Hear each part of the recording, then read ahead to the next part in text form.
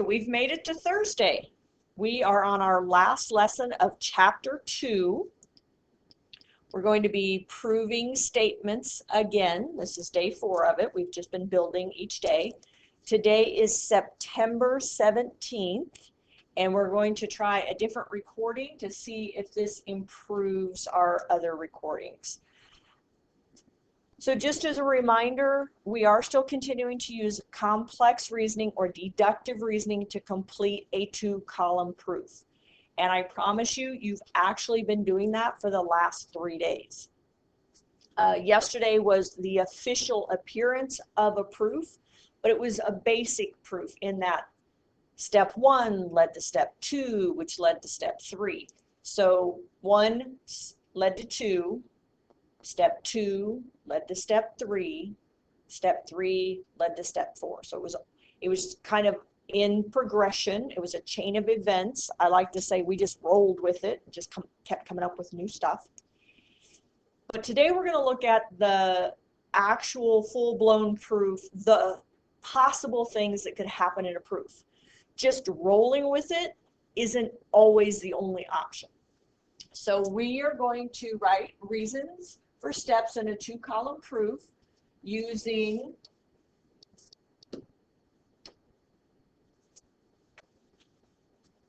combining of statements. So we're going to be combining some statements rather than just going to the next one. And that diagram is going to be something useful for us today. So that, okay, so we'll just, little mistakes there. We're going to use information from a diagram. So we're going to be combining statements and using information from a diagram. So just as a reminder, there are 2 parts in a proof. There's the original question. So the given statement and the proof statement and the diagram. All of that is the question. So if you printed off the notes like you were supposed to, you can see that it says question. That's the question. And so remember that the given is where you start.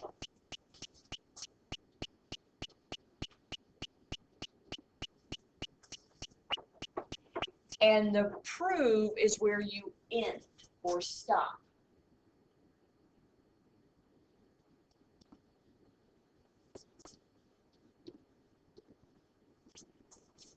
That does not mean they're giving you that. So don't ever say that they gave you that. They're not giving it to you. They're just telling you where you're going to stop. I'm going to start in Lake Havasu City. I'm going to stop in Kingman. So remember, it's called a 2-column proof because we have a column of statements and a column of reasons. The statements are like doing the algebra and the reasons are like doing the property. The 2-column proof is the answer to the question. So just as a reminder, the first thing we're going to do is write the given. Where do they want us to start? Yesterday I talked about that there's a potential that there will be maybe 2 givens or 3 givens. So this word givens is actually kind of like a noun. I'm saying given is a plural. Sometimes they're related and sometimes they are not. So both of our examples today are going to show you when you have 2 given pieces that are not related and 2 given pieces that are related. The most important step is the second thing that you're going to do. And the reason it's the most important is because it's what you're going to always go back to. You're going to try to give me the next logical truth. And that's what you've been doing for the last 3 days. The angles were vertical angles that was given to you. And then you knew that they were congruent. And then you knew they were equal. So we kind of rolled with it. And just like for the last 3 days, you're going to tell me that that is true because there's a postulate that says it works, or a theorem, or a definition, or a property. Now you'll notice the notes say corollary. Corollary is just another type of theorem, and we'll talk about those a little later. Okay, so let's say we wrote the given and we've rolled with it and we can't get any farther, yet we have not got to our stopping point. What do? You either go back and see if there's a second given, and if not, then you go to the diagram and say, is there anything I can pull from the diagram that I haven't already used? And if not, are there any things that I can combine? So let's talk about what if you do in fact find something on the diagram? How is that going to be helpful? And how can I justify that the diagram is something I can use?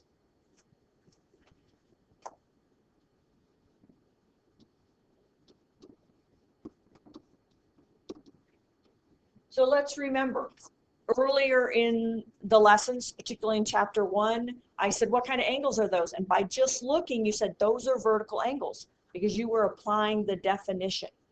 What kind of angles are those? Those were linear pair because you were applying the definition. Other things that we just looked at the picture to make a decision was the segment addition postulate.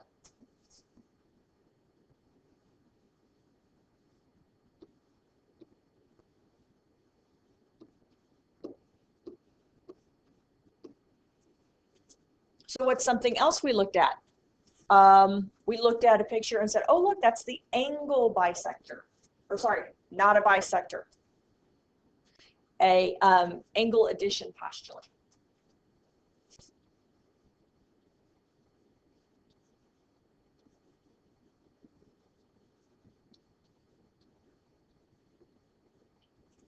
So those are 3 examples of reasons that you can get something off the diagram. As you do more and more proofs, you'll find a bigger list. But for right now, we're going to say definitions and postulates. So if you pull something from the diagram, you're applying some definition or postulate. Well, once you pull it from the diagram, then you're going to go back to the second thing. Can I roll with it? Hey, that picture in the diagram shows me vertical angles. What else do I know about vertical angles? So you're constantly going back to this second concept here where you're going to roll with it and come up with something else.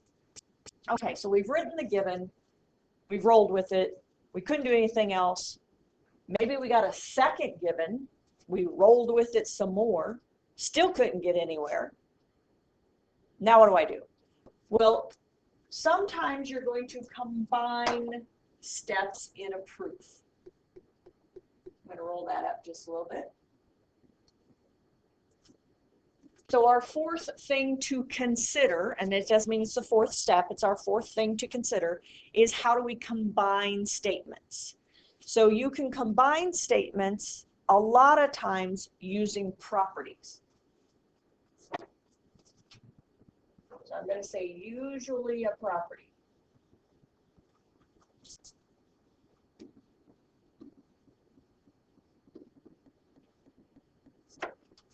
So I can use the substitution property. I can use the transitive property. Those 2 are the most common properties that we do to do combinations with. But it could also be a theorem. It could be congruence of angles is transitive. So we're going to say usually a property, but it could be a theorem.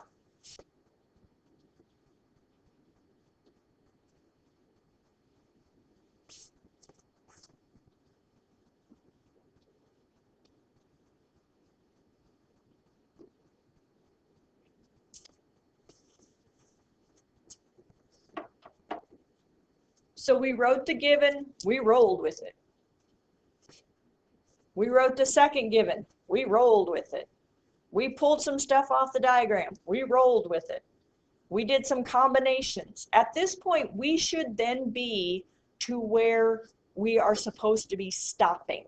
So the very last thing you're going to write is whatever the prove statement was, whatever you were trying to prove, that goes in your last statement on the left.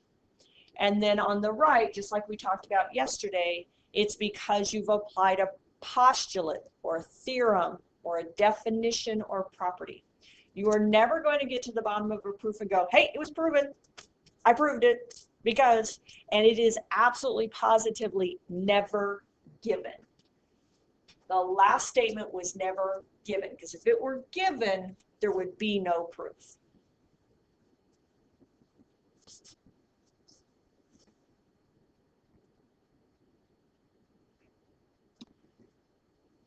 So we're going to go to page 2, or example 1, on the front of your notes.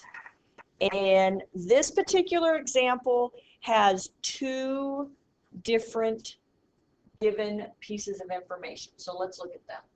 We have that segment AB is perpendicular to segment BC. That's one piece of given information. And then we're told the measure of angle 1 and the measure of angle 2 equals the measure of angle ABC. That's a second piece of given information. And they are not related. One's about segments and the other is about angles. So because they are not related, I'm going to choose to separate them. Something I do like to do, however, is mark the diagram with what they told me, just to see if it will help me. So they said that segment AB was perpendicular to segment BC. So we know that means that little right angle there. Okay. Now, in the end, I should be finishing with the measure of angle 1 plus the measure of angle 2 equals 90 degrees. That kind of looks like part of the given, but it's not what the given is saying. So I can't make that assumption. I'm going to have to run through the steps to make this work. Okay.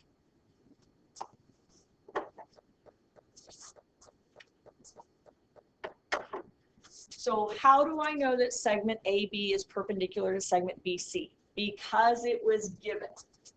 So that's my reason, given.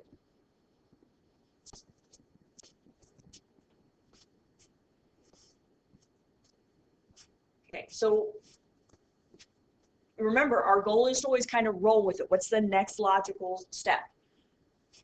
Step 1 is about segments and step 2 is about angles. So is there any way that I can get those to related?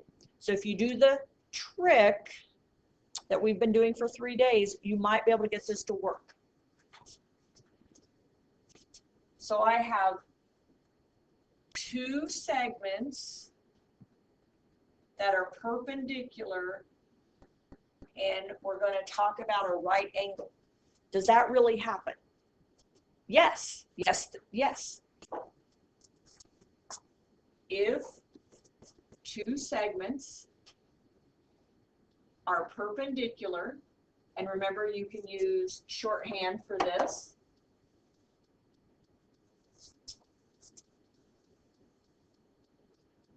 to make it easier on you. So if 2 segments are perpendicular, then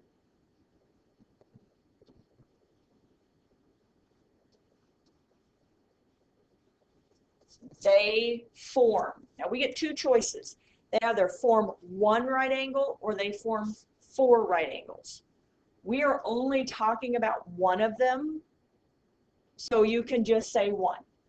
So if 2 segments are perpendicular, then they form a right angle. I know this is really smushed in here and I apologize. So if 2 segments are perpendicular, then they form a right angle. Okay. So again, we're going to continue trying to roll with it. So I'm going to ignore step 1 and I'm going to go to step 2 and say, okay, is there any way that step 3 is coming from step 2? I mean, they're both talking about angle ABC, so they should be related. So let's think about it.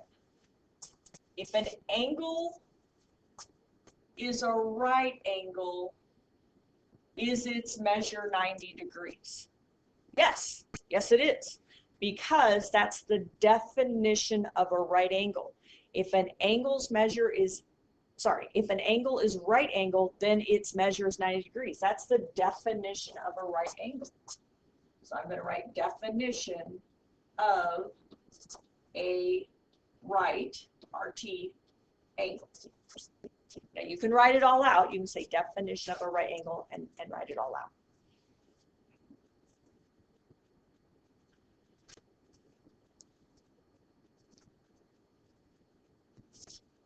So I wrote that the two segments were perpendicular, which means there was a right angle, and a right angle has a measure of 90. So is there anything else I can say about step 3? Well, if the measure of an angle is 90 degrees, then it's a right angle. Well, that's not what number 4 says. Matter of fact, that starts making us go up the proof, and we should only be going down the proof. So steps 1, 2, and 3 go together as a logical progression. Step 4 has the measure of angle ABC mentioned in it, like number 3 does, but where did angles 1 and 2 come from? We've never mentioned them before. So remember the steps. Write the given, write everything you can say about the given, and then if you get stuck, check for a second given, or pull something from the diagram, or do some combinations. Excuse me. So I am going to check for a second given. So remember, we had in the original given, we had 2 segments that are perpendicular. We've already used that. The second given said the measure of angle 1 plus the measure of angle 2 equals the measure of angle ABC, which is exactly what step number 4 says. So this is our second given. So I'm going to write down given. Okay. So once you write the second given, you're going to try to roll with it. So somehow 4 has to turn into 5. I'm just going to tell you that. If your last step is 5, it has to come from step 4. If your last step is 100, it has to come from step 99. That's the way a proof is always going to work. We just need to figure out if it comes directly from there or through a combination. So if you look at step 4 and step 5, they have most everything in common.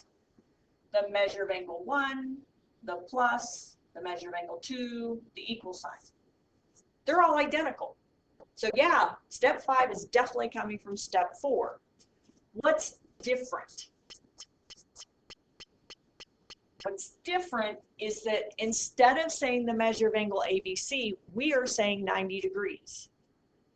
When was the last time we talked about the measure of angle ABC? In step 3.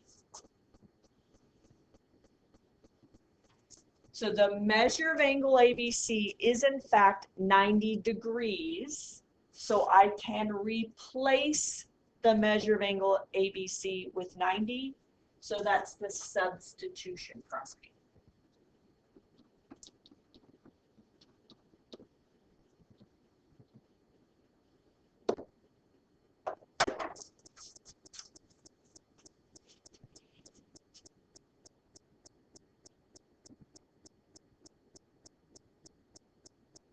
Okay, so I'm going to remind you one more time what I did. I wrote the first piece of given information, 2 segments were perpendicular. Then I knew that perpendicular formed a right angle, so I named it. I know a right angle's measure is 90 degrees, so I said that. I couldn't go any further, so I wrote the second given. And after the second given, I wrote everything the same, but I replaced the measure of angle ABC with the measure of 90 degrees through substitution.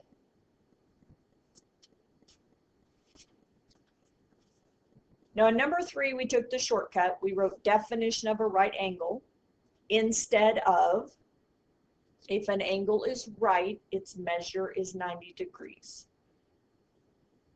In number 2, since we decided to use a right angle instead of 4 of them,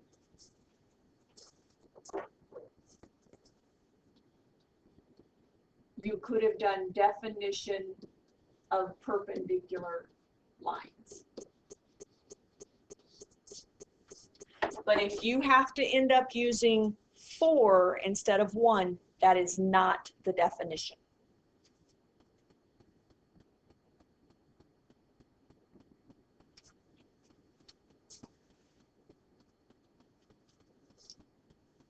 So let's look at our last example.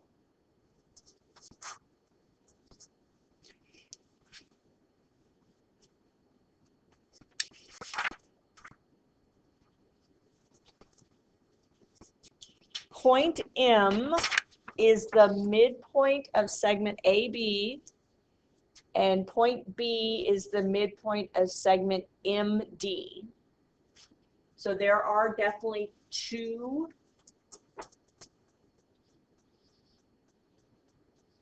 pieces of given information, but this time they are not really different. They are both talking about the midpoint of a segment. So I'm just going to write them at the same time.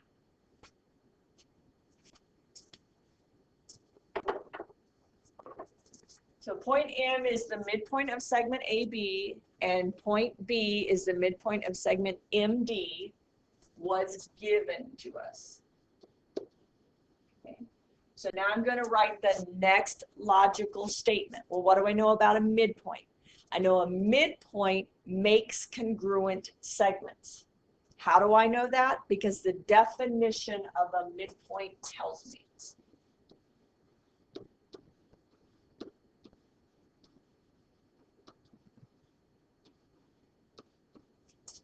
And I like to abbreviate whenever I can. So midpoint as abbreviation is MIDPT. You can spell it out if you want. If you would prefer to do the if-then trick, you would say if a point is a midpoint, then it makes congruent segments. Okay, so step 1, we know we have a midpoint. Step 2, that makes congruent segments. Step 3, is that coming from step 2? Yes. If 2 segments are congruent, then their measures are equal.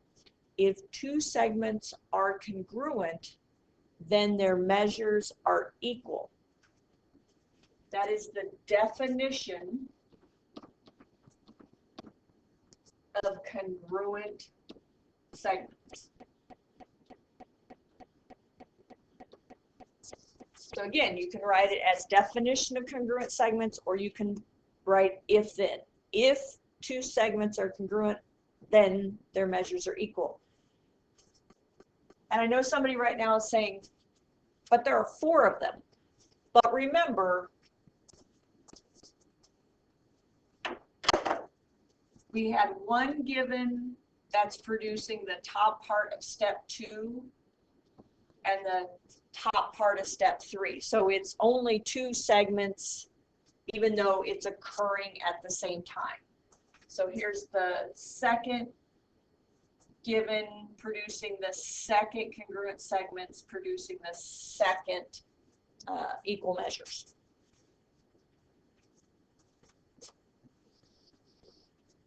The first 3 steps go together. They are a logical progression. Midpoints make congruent segments have equal measure. And you could write it that way as well. Given midpoints make congruent segments have equal measure. You don't have to necessarily put it in an if-then sentence. I just like to do that because it helps me identify it. Okay, so you write the given, you write everything else you can say about the given. When you can't say anything else, you go see if there's a second given. Well, we've already done the second given, so we can't go there. Okay, next, go to the diagram. See if the diagram helps me with step 4. So step 4 says the length of MD, whoops, I'm going to put that back here in a second, I swear. The length of MD is equal to these two small measures together. Is there anything we've talked about at all that says two smaller measures add up to the longest measure? Sure. It's called the segment addition postulate.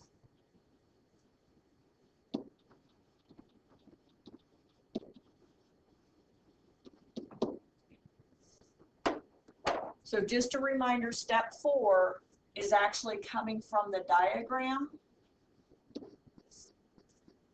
because all you have to do is look at a diagram and you can identify the segment addition postulate. Okay. So now I'm going to try to run with this piece of information. So look at step 4 and 5. Wow, they really look the same. They're almost identical, except for right here. The length of BD is no longer in the equation. The length of MB has replaced it. Well, how in the world did I even know that could happen? Right here in step 3, it says MB and BD are the same. So I can substitute that value in.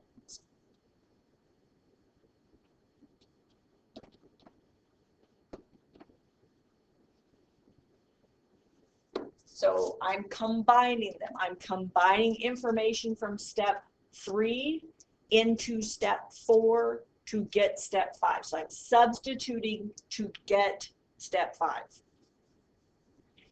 And last but not least, number 6, the part we were actually supposed to prove. You have to look really close, but 6 really is coming from 5. Remember, I told you that's the way it's always going to be. The last step always comes from what's above it, whether you have to combine or not. So you will notice, I use a different color so maybe you can see a little better, that the length of MB plus the length of MB became twice the length of MB. This is actually a property. And how do I know that?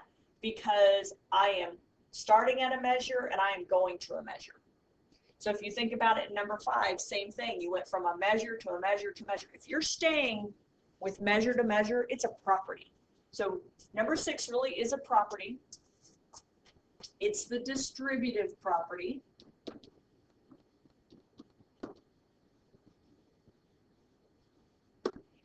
And you learned that probably back in pre-algebra or 7th grade and have just forgotten it, because it's very common for people to forget that. So if you don't like that, you're like, boy, I don't remember that, you can say simplify. Or you could even say combine like terms.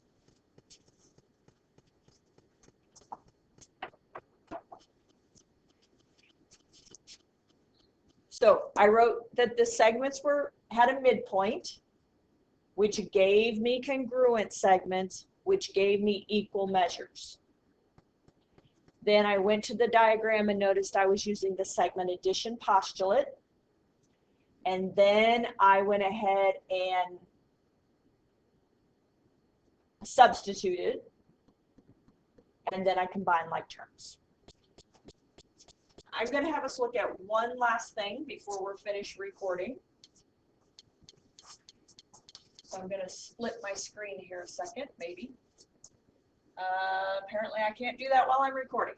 Okay, so we'll go back to full screen and I'm going to just look at example 1. We said that step 5 was the substitution property because that's what most people will recognize it as, because I've replaced one for the other. I did want to let you know that this could also have been viewed as the transitive property only because we are replacing the one value at the end of the equation.